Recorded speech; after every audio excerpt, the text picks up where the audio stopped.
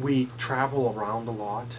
I go into every drugstore that I see almost. I look for other pharmacists that are interested in this type of, sort of restoration and collection and display, and so there's really a very social aspect to all of these things. This is the only four sections of it that I know that still remain, and they were actually in my parents' basement.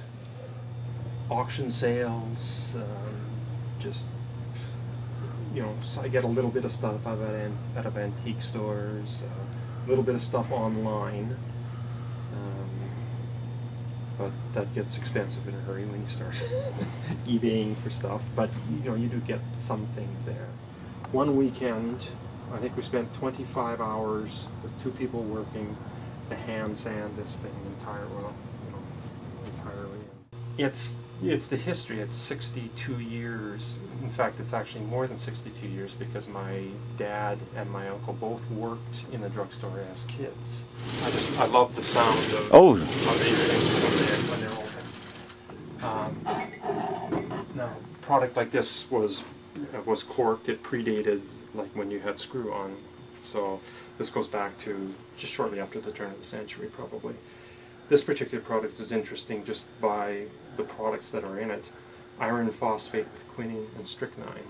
We think we're so modern now, and when people look back at us, they are going to laugh at what we're using today, and wonder, like, my good heavens, how could they possibly have done that?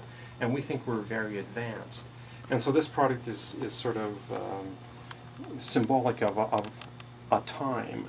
And this particular product says, it's a valuable health and body tonic, and says a combination of corrective and restorative agents that have the high approval of medical science.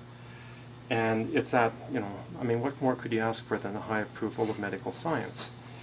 But when you go into the ingredient list, the ingredients include strychnine sulfate, 1/60th of a grain, arsenic trioxide, 1/100th, and corrosive sublimate, 1/60th. So 3 of the most toxic things that we could think of today.